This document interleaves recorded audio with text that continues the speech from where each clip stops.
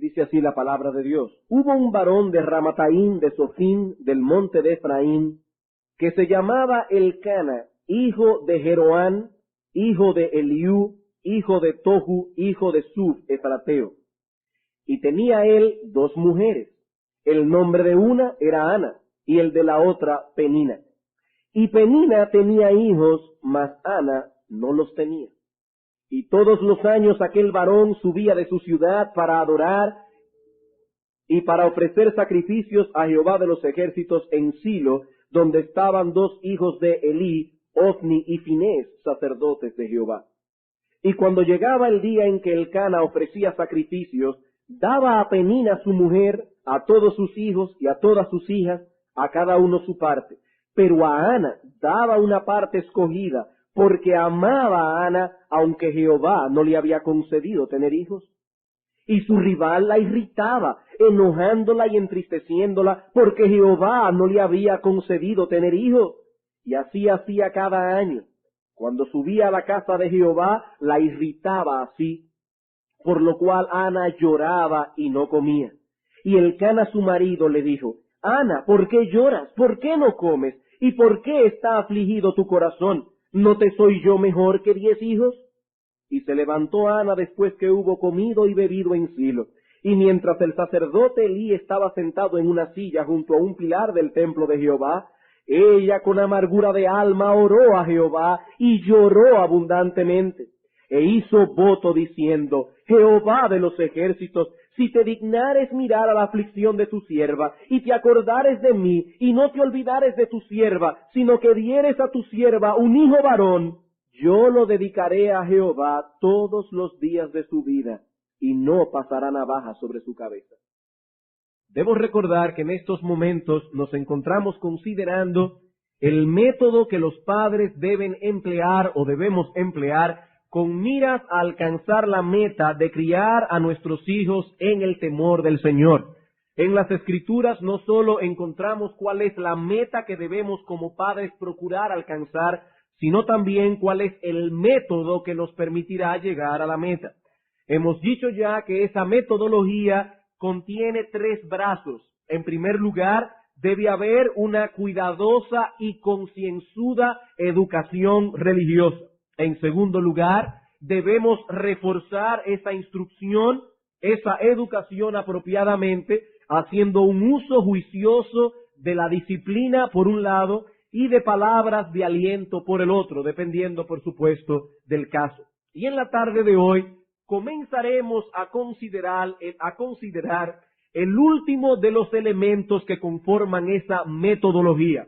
Recuerden, ya hemos visto la meta, estamos ahora en la metodología, luego veremos la manera. Y el último de los elementos de la metodología es la oración regular y constante de los padres por los hijos. Así como es necesario que instruyamos a nuestros hijos, que reforcemos esa instrucción positiva y negativamente, así también es necesario que oremos por cada uno de ellos. La labor que tenemos por delante es espiritual y por lo tanto no podremos llevarla a cabo efectivamente en nuestras propias fuerzas. Nuestros hijos tienen un corazón que necesita ser purificado, una corrupción interna que debe ser destronada, y eso no podrá ser posible sin la intervención del poder divino. Solo Dios puede hacer eso en la vida de nuestros hijos. Él ha prometido actuar a través de medios y es por eso que debemos ser responsables en aplicar las enseñanzas que encontramos en la palabra de Dios al respecto. Debemos hacer lo que estamos supuestos a hacer porque es en ese contexto que Dios actuará. Nosotros no somos fatalistas, no nos sentamos a esperar con los brazos cruzados que Dios actúe. Dios actuará, pero Él usará medios. Sin embargo, no debemos pensar que por el simple hecho de usar los medios ya todo va a salir como debe salir. No nos olvidemos que es Dios quien ha de actuar. Y Él nos ha dicho en su palabra que Él actúa cuando su pueblo ora. Él nos ha dicho en su palabra que debemos orar. ¿Qué se supone que debemos pedir en oración? Debemos pedir que Dios obre en nuestros hijos, en cada uno de ellos. debemos pedirle que Dios bendiga nuestros esfuerzos a corto y a largo plazo. Estamos cosechando o estamos sembrando, con la esperanza de cosechar en esta vida y en la eternidad. Por lo tanto, debemos pedir que Dios bendiga nuestros esfuerzos en esta vida y en la vida venidera. ¿Cómo se supone que debemos orar? Bueno, debemos orar humildemente, no como alguien que tiene derecho a demandar la bendición que desea, sino más bien como alguien que va delante de un soberano clamando por misericordia. ¿Cómo debemos orar? Debemos orar con expectación, no pesimistamente, sino creyendo que Dios es bueno y que Él responderá nuestra petición en el tiempo y en la manera en que Él lo crea conveniente.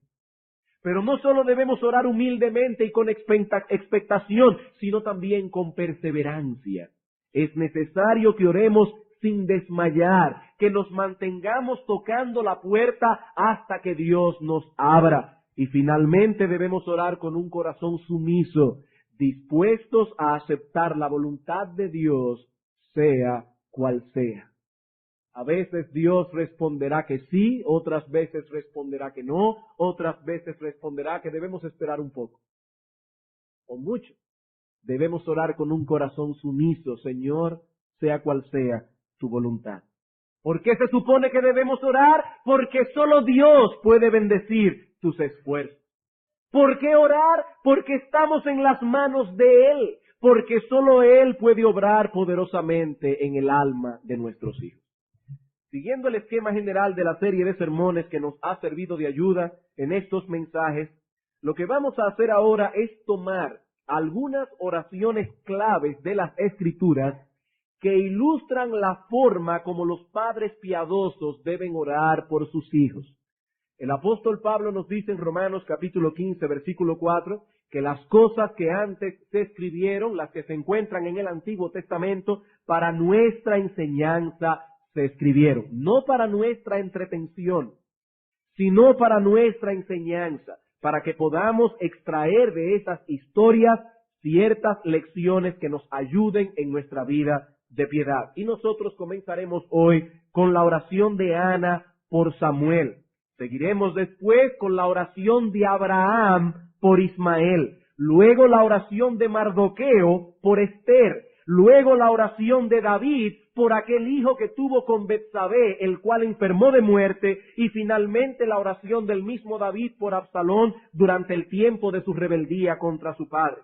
Estas oraciones bíblicas nos enseñarán a orar adecuadamente por nuestros hijos en las distintas etapas y circunstancias de sus vidas. ¿Cuáles son esas cosas por las que un padre cristiano debe orar de acuerdo a lo que aprendemos en esas oraciones? Bueno, en primer lugar, debemos orar por la concepción y el nacimiento de nuestros hijos, como veremos esta noche a través de la oración de Ana.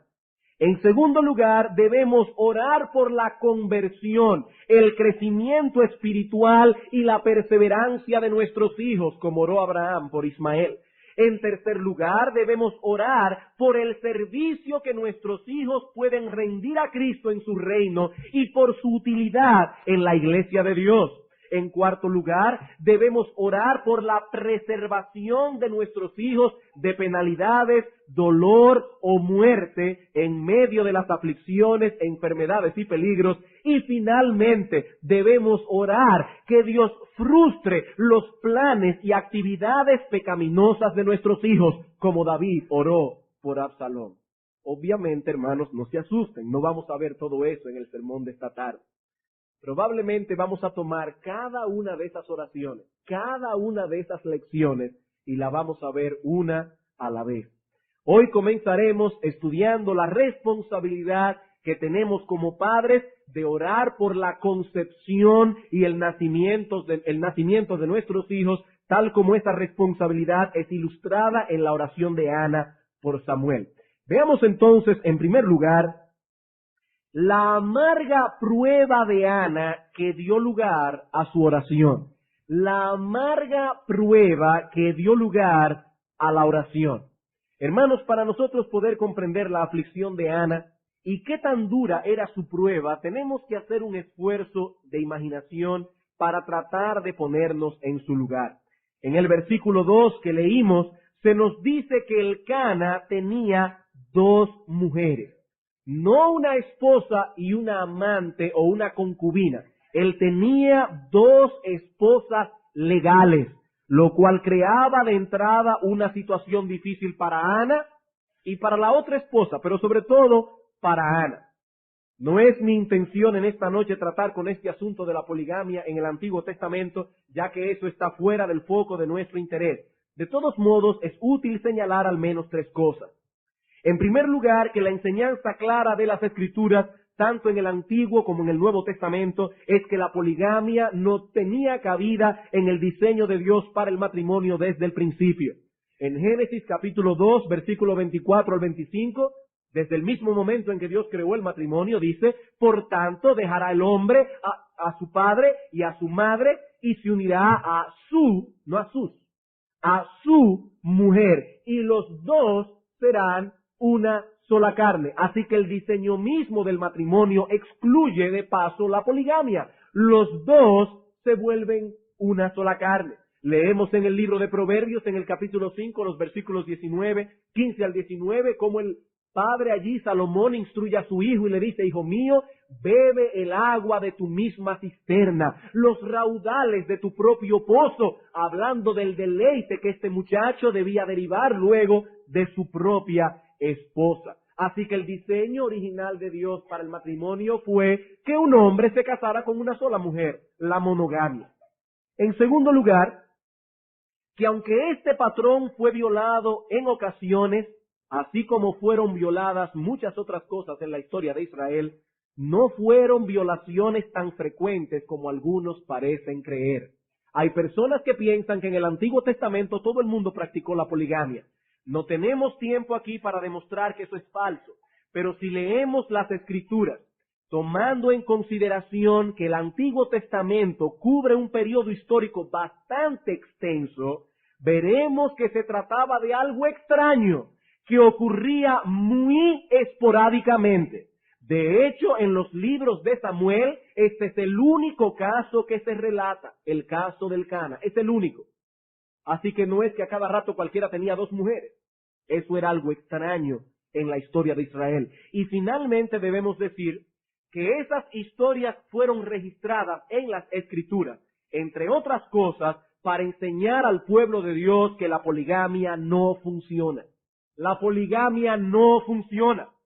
De hecho, la unión de 2 pecadores no glorificados, o sea, un hombre y una mujer, ya trae de por sí diferencias que limar, problemas con los cuales tratar. Imagínense la de un hombre con 2 mujeres, viviendo bajo un mismo techo, las 2 teniendo igualdad de derecho. Eso no solo es inmoral, eso es infuncional, eso no funciona, eso no es práctico, aparte de que es inmoral. Sin embargo, lo cierto es que en el pueblo de Dios, cuando no tenían aún toda la revelación en la mano como lo tenemos ahora, se dieron casos de poligamia, y uno de ellos fue el de Elcana, quien tenía 2 esposas, Ana y Penina. Pero el problema de Ana se agravaba por el hecho de que Penina le había dado hijos a su esposo y ella no le había dado ninguno. Versículo 2, dicen al final: y Penina tenía hijos, mas Ana no los tenía. Noten, Penina no solamente le había dado un hijo a Elcana, le había dado varios hijos, y el texto da a entender que eran muchos. Versículo 4. Y cuando llegaba el día en que Elcana ofrecía sacrificio, daba a Penina su mujer, a todos sus hijos y a todas sus hijas, a cada uno su parte. Penina era abundante teniendo hijos, probablemente tenía más de 6, dice hijos, y tenía hijas. Así que Ana tuvo que pasar varias veces por la amarga experiencia de ver a su rival embarazada. Y luego tener a esos muchachos correteando por la casa sabiendo que ninguno era de ella. Ana no podía satisfacer el deseo de su marido y el deseo de ella misma de tener hijos. Y los años comenzaron a pasar, un año tras otro, y la situación no cambiaba. Por lo menos dio tiempo para que Penina tuviera hijos. Y Ana seguía siendo estéril. Elcana estaba al tanto de la situación y trataba de ser sensible hacia su esposa, de ser sensible a su sufrimiento y aún a su vergüenza. Noten el versículo 5. Pero a Ana daba una parte escogida. Cuando él repartía para el sacrificio, a Ana le daba una parte escogida. ¿Por qué? Porque amaba a Ana, aunque Jehová no le había concedido tener hijos. Jehová no le había concedido tener hijos. Elcana amaba a Ana con un amor especial, a pesar de que ésta no le había dado hijos. Y por eso sacaba para ella una porción doble. Ahora bien, noten algo. El escritor de Primera de Samuel escribió este relato desde una posición teocéntrica. ¿Por qué Ana no había tenido hijos? Bueno, en ese tiempo no habían aparatos como los que tenemos hoy, no habían buenos ginecólogos y no aparece aquí cuál era la razón fisiológica. No aparece aquí cuál era la razón orgánica. Pero sea cual sea la razón, a la larga, la razón primaria por la que Ana no tenía hijos es porque Dios, el Dios Todopoderoso que hace las cosas conforme al designio de su voluntad, no le había dado el tener hijos. Dios no le había concedido esa bendición. Ana debía aprender una lección en ese sentido. La concepción de un niño no está en nuestras manos. Eso está en las manos de Dios. Es Dios quien da a algunas mujeres el tener hijos. Y es Él mismo quien da a otras el no tenerlos. ¿Cuál es la lección que Ana necesitaba aprender? Que nuestro Dios es sabio, amoroso y bueno y sabe por qué hace las cosas de un modo en un caso y de otro modo en otro caso. ¿Por qué a unos sí y por qué a otros no? Debemos confiar en que Él sabe lo que está haciendo. Es por eso que debemos orar por la concepción de nuestros hijos, porque eso está en las manos de Dios. Yo sé que hay aquí en esta noche muchas parejas jóvenes que por una razón u otra aún no tienen hijos. Hermanos, oren por esto, porque eso está en las manos de Dios. Eso no ocurrirá cuando nosotros lo querramos, sino cuando Él quiera. ¿Y saben algo? Ana sabía esto. Ana sabía, porque era israelita, porque era judía, que eso estaba en las manos de Dios, pero no aceptaba en su corazón el hecho de que Dios no quisiera darle esa bendición. Ella no entendía por qué las cosas tenían que ser así. Probablemente esta mujer pasó por períodos de terrible soledad al no sentir el amor de Dios. Tal vez ella pensaba en su interior que por una razón desconocida Dios la estaba castigando. Tal vez ella pensó en muchas ocasiones que Dios la había desechado, que ella no era hija de Dios. Ana tenía problemas en su corazón con Dios, porque ella sabía que Dios no le había concedido tener hijos. Pero la prueba de Ana era más dura aún, por causa de la crueldad de la otra esposa de su marido. Versículo 6. Y su rival la irritaba, enojándola y entristeciéndola, porque Jehová, otra vez, no le había concedido tener hijos. Me imagino cada vez que Penina salía embarazada, iba donde Ana a decirle: te tengo una buena noticia. Estoy embarazada otra vez. Tal vez Penina molestaba a Ana con comentarios irónicos e hirientes. ¿Y por qué será, Ana, que Dios no te quiere dar hijos? ¿No será que habrás hecho algo malo y ahora te está castigando? ¿O es que a ti no te gustan los niños? Es muy bueno, Ana, tener hijos cuando uno está joven y todavía tiene todas las fuerzas para criarlos. El tiempo se te está yendo de las manos, Ana. Hermanos, debemos aprender de este texto a tener un sentido común santificado que nos guarde de hacer comentarios impropios en ciertas ocasiones. En el caso de Penina eran comentarios irónicos hechos con el propósito expreso de herir. Pero muchas veces las personas caen en ese error por falta de sentido común. No tienen juicio. Molestan y hieren al otro porque no piensan antes de hablar. No toman en cuenta el dolor que pueden causar con sus palabras y observaciones. Ven a una pareja que tiene años sin tener hijos y entonces le preguntan, ¿y por qué ustedes no comienzan a tener hijos? Y entonces la esposa o el esposo tiene que responderle, no tenemos tiempo buscando, pero no hemos podido tenerlos todavía. Ese comentario está fuera de lugar. Hermano, a veces debemos orar al Señor que nos ayude a mortificar la curiosidad, porque esa curiosidad puede llevarnos a hacer preguntas impropias. O van a la funeraria y quieren que la esposa del muerto le cuente todos los detalles de cómo fue que su esposo murió. ¿Cuál es el uso? O las hermanas casadas que van a algunas de las solteras y le dicen, ¿cuándo es que usted va a casar? ¿Ustedes creen que esa hermana no quiere casar? Si no se ha casado es porque no ha podido todavía, ¿o qué quiere? ¿Que ponga un anuncio en el periódico o algo así? Hermanos, son comentarios que están fuera de lugar. Son comentarios que están fuera de lugar. Debemos orar a Dios que nos guarde de ser como Penina. Ya sea que lo hagamos de maldad, o ya sea que lo hagamos por falta de juicio. Pero volviendo a nuestra historia, el texto nos dice que esta prueba se prolongó por años y años. Versículo 7. Así hacía cada año.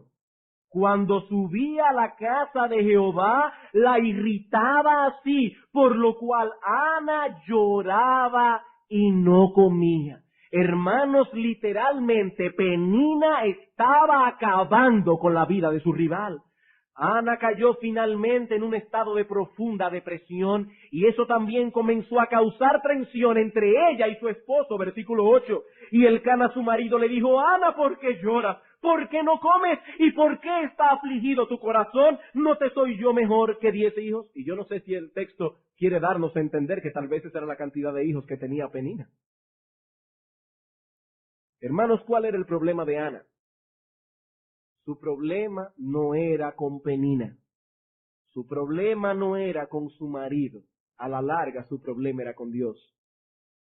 2 veces nos dice nuestro texto que Jehová no le había concedido hijos a Ana. ¿Cuándo terminaría su depresión? Cuando ella tomara la resolución de echar su carga y su ansiedad sobre el cuidado tierno y amoroso de Dios. Y eso fue lo que finalmente ocurrió, lo que nos lleva a nuestro segundo punto, la intensidad y el fervor de su oración. Ya vimos la amarga prueba que dio lugar a la oración. Veamos ahora la intensidad y el fervor de su oración. Versículo 10. Y ella con amargura de alma oró a Jehová y lloró abundantemente. Ella no se limitó a orar. Ella fue delante de Dios con toda su amargura. Y era tal su amargura que ella no podía hablar siquiera. Versículo 13. Pero Ana hablaba en su corazón y solamente se movían sus labios y su voz no se oía y Elí la tuvo por ebria. Solo movía sus labios, pero las palabras no podían salir de su boca. Era tal la amargura de corazón de esta mujer que tenía un tapón en su boca que no le permitía proferir palabras. Versículo 14. Entonces le dijo Elí, ¿hasta cuándo estarás ebria? Digiere tu vino. Y Ana le respondió diciendo, no, señor mío, yo soy una mujer atribulada de espíritu. No he bebido vino ni sidra, sino que he derramado mi alma delante de Jehová. Ana se sentía rechazada, inadecuada como mujer, porque no podía tener hijos. ¿Qué hizo ella? Derramó su alma delante de Dios. Versículo 16. No tengas a tu sierva por una mujer impía, porque por la magnitud de mis congojas y de mi aflicción he hablado hasta ahora. ¿Qué hizo Ana? Ella tomó su amargura, ella tomó su vergüenza, ella tomó su resentimiento y lo llevó todo delante del Señor.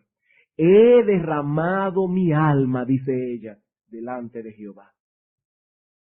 El trono de Dios era el único lugar a donde Ana podía acudir para encontrar alivio a su aflicción. Solo Dios podía aquietar su corazón atribulado. ¿Y qué fue lo que Ana oró al Señor en esta ocasión? ¿Qué fue lo que pidió? Bueno, esta pregunta nos lleva al corazón de este estudio.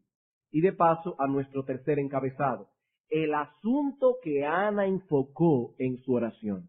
El asunto que Ana enfocó en su oración. ¿Cuál fue la petición de Ana? Versículo 11.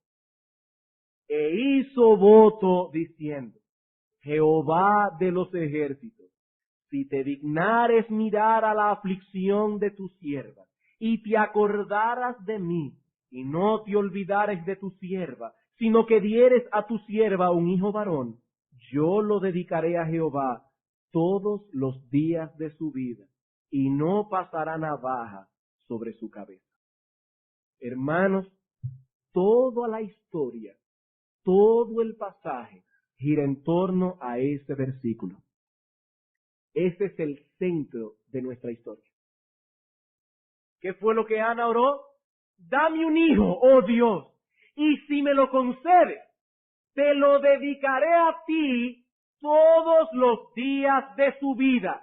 Ella estaba dispuesta a dedicar este hijo al servicio de Dios, aunque eso implicara el separarse de la criatura por la que tanto esta mujer había sufrido. Ese es el centro del asunto. Señor, si me das un hijo, te prometo que no voy a permitir que mi corazón lo idolatre. Te prometo que voy a luchar porque este hijo no se convierta en un obstáculo en mi relación contigo. El deseo que Ana tenía por salir embarazada se había convertido en un problema entre ella y Dios. Y en ese momento el problema había sido resuelto. Ana seguía deseando un hijo, pero no estaba dispuesta a continuar permitiendo que esa criatura se interpusiera entre ella y su Dios. Hermanos, esa es la gran lección que nos enseña este texto. La gran lección.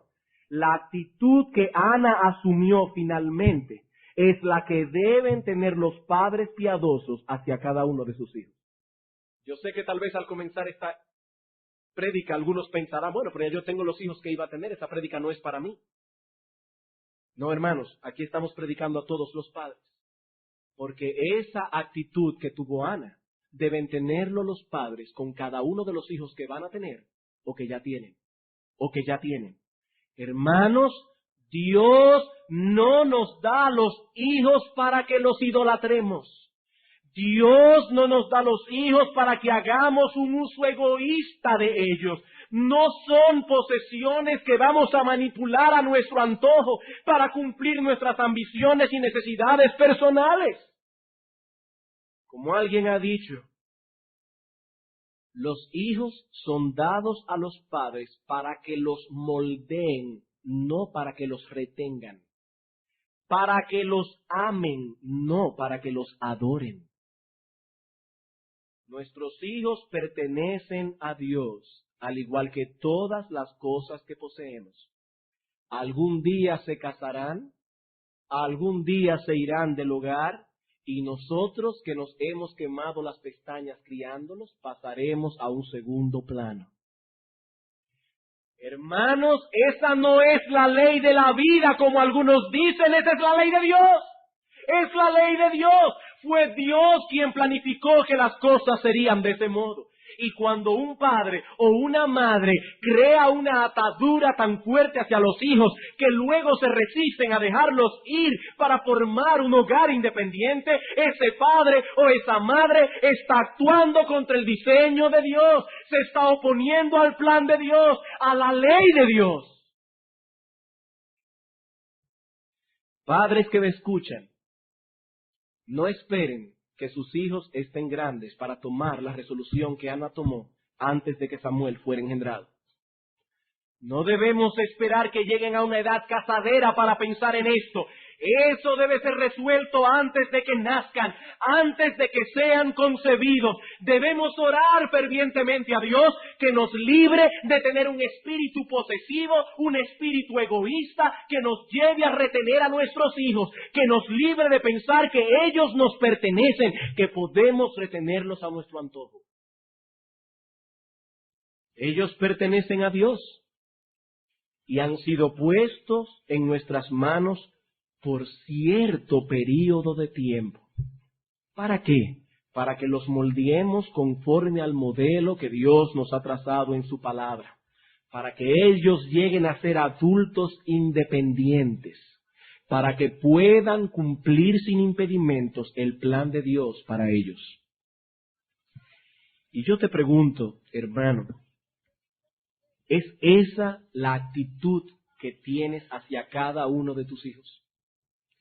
¿Has orado alguna vez a Dios que te libre de tener un amor idolátrico hacia tus hijos? Que te dé una disposición correcta hacia cada uno de ellos. Pastor, ¿y cómo puedo yo saber si acaso no tengo yo una actitud idolátrica hacia mis hijos? Bueno, comienza a preguntarte, ¿hasta qué punto han sido tus hijos culpables de que tú trastornes tu escala de valores y de prioridades? Por ejemplo, ¿han venido tus hijos a ocupar el lugar que le correspondía a Dios en tu vida? O quizás en una forma más palpable, ¿han venido tus hijos a ocupar el lugar que le corresponde a tu esposo, hermana? ¿O que le corresponde a tu esposo, a tu esposa, hermano? La Biblia dice que la relación primaria en el hogar es la relación del esposo con la esposa, de la esposa con el esposo. La relación con los hijos debe ir después. Si tus hijos están ocupando ese lugar, tú eres un idólatra. Tú has violado el plan de Dios. Si tú tienes que estar al tanto de todas las cosas que hacen tus hijos, a pesar de que ya están casados, tú tienes un amor idolátrico por ellos. Tú has violentado el plan de Dios. Ese no es el plan de Dios. El plan de Dios es que los padres, los esposos, amen a sus esposas como Cristo amó a la iglesia esté sujeta a Cristo, a su esposo como la iglesia a Cristo. Ese es el plan. Y los hijos no pueden intervenir en eso. Ellos deben saber que los amamos con un amor grande, profundo, pero que no son un obstáculo en la relación matrimonial. Otra pregunta, hermano. ¿Comprometes en ocasiones los principios bíblicos para no entrar en polémica con tus hijos? ¿Has llegado a comprometer principios que están claros en la palabra de Dios porque tienes el temor de perder el favor de ellos? ¿Porque quieres mantenerlos contentos contigo? ¿Porque tienes el temor de perder sus afectos? Si eso es así, tú has pecado contra Dios. Tú tienes un amor idolátrico por tus hijos. Tú has violentado el plan de Dios. Padres, este asunto es crucial. Debemos orar insistentemente a Dios que nos dé una disposición correcta hacia nuestros hijos. ¿Qué dijo Ana? Señor, dame un hijo, y si me lo das, es tuyo, yo no voy a retenerlo. Yo no voy a crear una atadura pecaminosa con mi hijo. Yo no voy a idolatrar esa criatura. Hemos visto entonces hasta ahora la prueba que dio lugar a la oración, la intensidad y el fervor de su oración, el asunto enfocado en la oración. Veamos ahora en cuarto lugar la serenidad que Ana experimentó después de haber orado. La serenidad que Ana experimentó después de haber orado. Versículo 18. Y ella dijo, halle tu sierva gracia delante de tus ojos. Y se fue la mujer por su camino y comió, y no estuvo más triste. Es interesante esto. La oración de Ana no había sido respondida todavía, pero su corazón había cambiado por completo. Todavía Ana no había ido al ginecólogo y había visto que la prueba de embarazo era positiva, pero la tristeza ya no se percibía en su rostro. ¿Saben por qué? Porque Ana había resuelto su problema con Dios. Con Dios. Una vez el asunto fue tratado delante del trono de Dios, la paz y el gozo volvieron a su vida. Ana dejó de pelear con Dios. Y debemos suponer que el cambio de Ana fue notorio en medio de su familia. Esta mujer estaba sumida en una profunda depresión. Ni siquiera comía, pero ahora todo era distinto. Ana recobró el apetito y la expresión sombría de su cara se había ido. Ya no estaba allí. Si Ana hubiese vivido en los días de hoy, las personas hubieran comenzado a preguntarse, ¿será que se está tratando con un psicólogo? ¿O que habrá ido al psiquiatra? ¿O será que Ana está tomando pastillas para los nervios?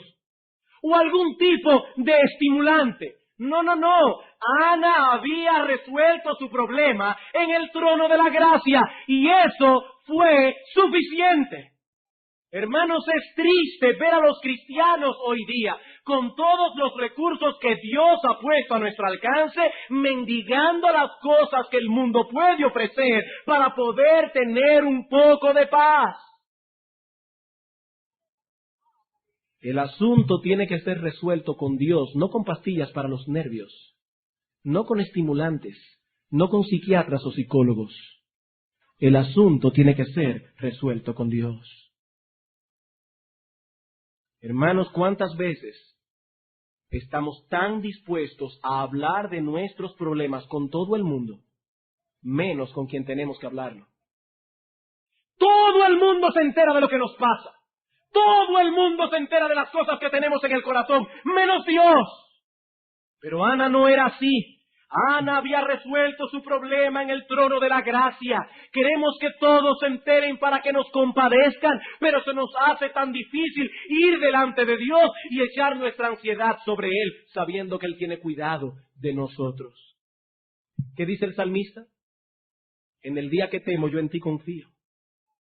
¿Qué dice el apóstol Pablo en Filipenses capítulo 4, versículo 6? Por nada estéis afanosos. ¿Y qué debemos hacer? Sean conocidas vuestras peticiones delante de Dios. Pastor, pero es que yo he orado por eso y sigo ansioso. Entonces no estás orando correctamente. No estás orando correctamente. Dice el apóstol Pablo ahí. Sean conocidas vuestras peticiones delante de Dios, primero con toda oración. Y la palabra ahí se refiere a ese tipo de oración a través de la cual el creyente enfoca a la persona de Dios. No es ese creyente que entra apresuradamente delante del trono y le lleva al Señor como esas carticas que escribíamos a los Reyes Magos cuando creíamos en esas tonterías. Sino el creyente que va delante de Dios y comienza diciendo, Señor, tú nos has sido refugio de generación en generación. Señor, antes que formases la tierra y el mundo desde el siglo y hasta el siglo, tú eres Dios. Señor, tú eres inmutable, tú eres eterno, tú eres mi Padre, tú me conoces, tú eres un Dios bueno, perdonador, grande en misericordia para con todos los que te invocan. Es a ese Dios que yo he venido a orar en esta tarde, o en esta noche, o en esta mañana. Con toda oración y súplica. Cuando ya hemos enfocado la persona de Dios y sabemos delante de quién estamos, Señor, he aquí mi petición. ¿Y qué termina diciendo Pablo? Con acción de gracias.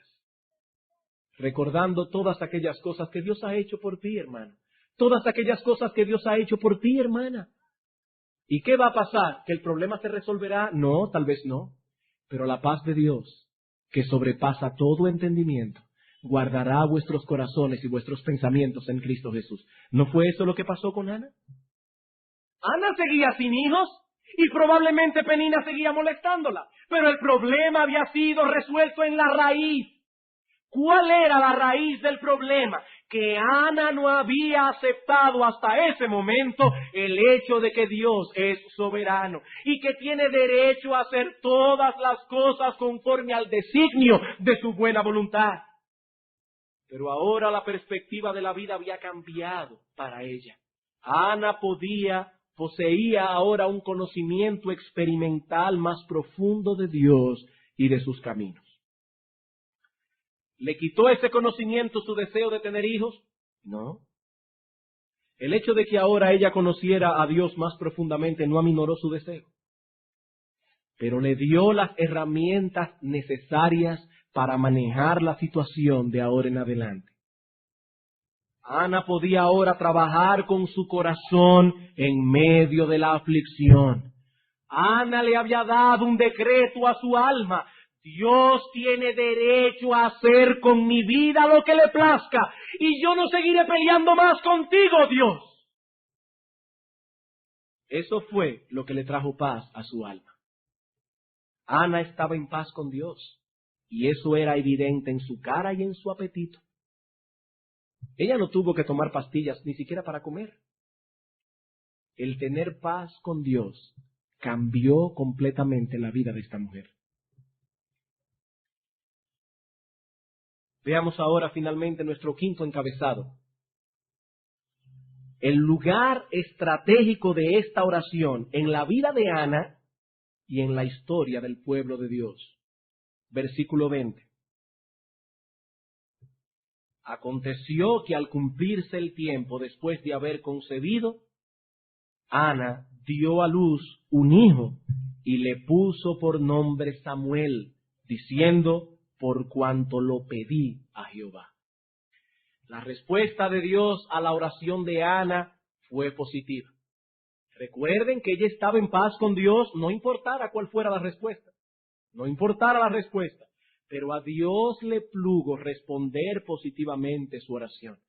Por eso le llamó Samuel, del hebreo Shamuel. Dios ha escuchado. Dios ha escuchado. Samuel no debía olvidar nunca que su existencia se debía a la oración de su madre. Pero la madre tampoco olvidó que ella había hecho una promesa, por lo que se apresuró a hacer lo que había prometido tan pronto como fue posible. Capítulo 1, versículos 22 al 28. Pero Ana no subió, sino que dijo a su marido: yo no subiré a adorar hasta que el niño sea destetado, para que lo lleve y sea presentado delante de Jehová y se quede allá para siempre. Y Elcana su marido le respondió: haz lo que bien te parezca, quédate hasta que lo destetes, solamente que cumpla Jehová su palabra. Y se quedó la mujer y crió a su hijo hasta que lo destetó. Después que lo hubo destetado, lo llevó consigo con 3 becerros, un efa de harina y una vasija de vino, y lo trajo a la casa de Jehová en Silo. Y el niño era pequeño, y matando el becerro, trajeron al niño a Elí. Y ella dijo: oh Señor mío, vive tu alma, Señor mío. Yo soy aquella mujer que estuvo aquí junto a ti orando a Jehová. Por este niño oraba, y Jehová me dio lo que le pedí. Yo pues lo dedico también a Jehová. Todos los días que viva será de Jehová. Y adoró allí a Jehová. Y es interesante notar que es en ese momento, no antes, cuando Ana irrumpe en la adoración gozosa del capítulo 2. Dice: y Ana oró y dijo: mi corazón se regocija en Jehová, mi poder se exalta en Jehová, mi boca se ensanchó sobre mis enemigos, por cuanto me alegré en tu salvación. ¿Saben lo que es eso? El gozo de la obediencia. No fue cuando salió embarazada que Ana dijo ese cántico. Fue cuando ella entregó a su hijo. Fue cuando lo dejó en el templo. Ana estaba gozosa porque por fin pudo conceder lo que había prometido. Ese es el gozo de la obediencia, no el gozo de la oración respondida. Mi alma te exalta, decía Ana. Ana no se olvidó de su hijo. Vean el capítulo 2, versículo 19. Y le hacía a su madre una túnica pequeña, y se la traía cada año. Esta mujer veía a su hijo una vez al año, cuando subía con su marido para ofrecer el sacrificio acostumbrado. Ana no olvidó a su hijo, pero sí estuvo dispuesta a cumplir con su promesa. ¿Cómo termina la historia de Ana? Vean los versículos 20 al 21, es el último texto de la Biblia que habla de Ana. Ya nunca más se vuelve a mencionar. Dice: y Elí bendijo a Elcana y a su mujer diciendo: Jehová te dé hijos de esta mujer en lugar del que pidió a Jehová. Y se volvieron a su casa. Y visitó Jehová a Ana, y ella concibió y dio a luz 3 hijos y 2 hijas. Y el joven Samuel crecía delante de Jehová. Hermanos, Dios visitó a Ana y ella concibió. ¿Y saben lo que yo veo en este texto? Una visión muy distinta a la que tienen muchos hoy día con respecto a los hijos. El concepto que muchos tienen hoy, y tristemente incluyendo a muchos que profesan la fe, es que debemos tener la menor cantidad de hijos posible y mientras más tarde mejor. Pero ese no es el concepto que extraemos de las Escrituras, no, hermanos. Salmo 127. Salmo 127. Versículos 3 al 5. He aquí, dice el salmista, herencia de Jehová son los hijos, cosa de estima, valiosa el fruto del vientre, como saetas en mano del valiente. Así son los hijos habidos en la juventud.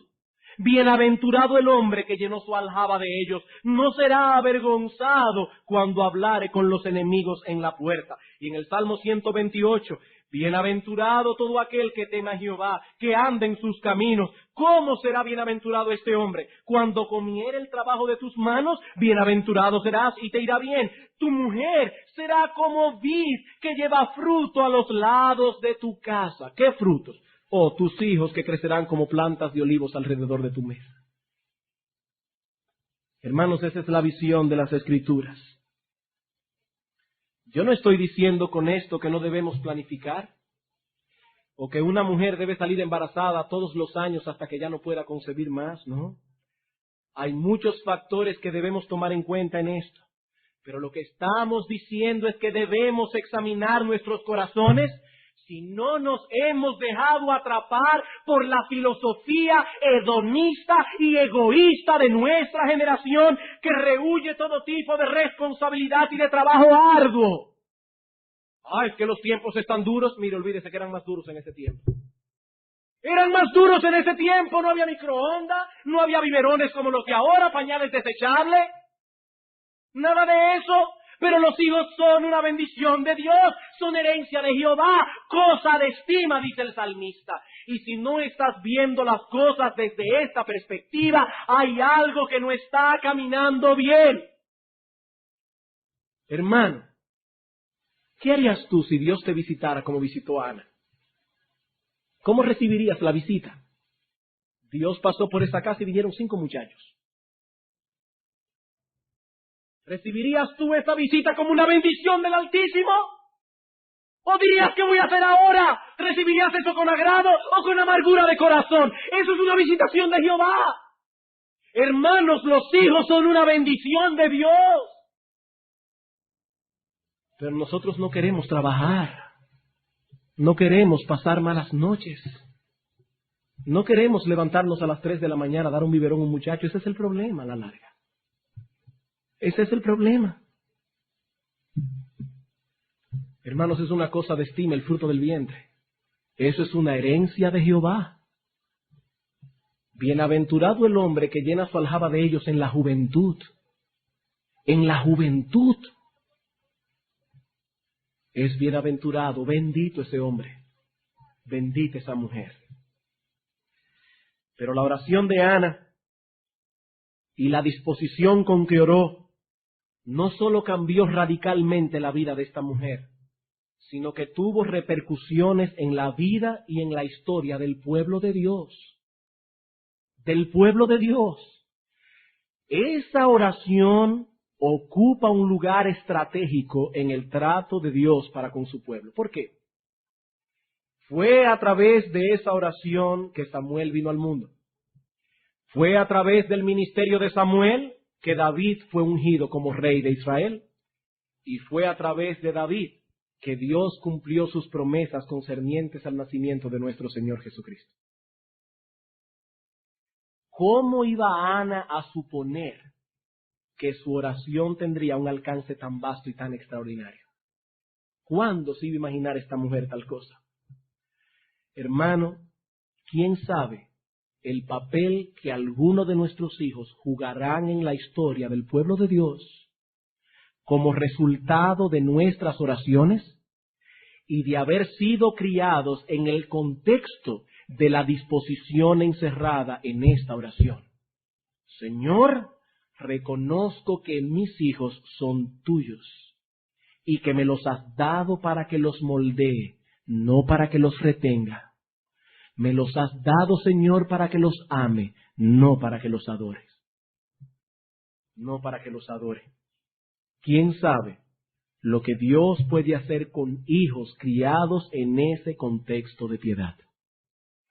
Hermanos, que el Señor nos ayude a desarrollar esa disposición que tuvo Ana al final para la gloria de Dios y el avance de su reino. Vamos a orar.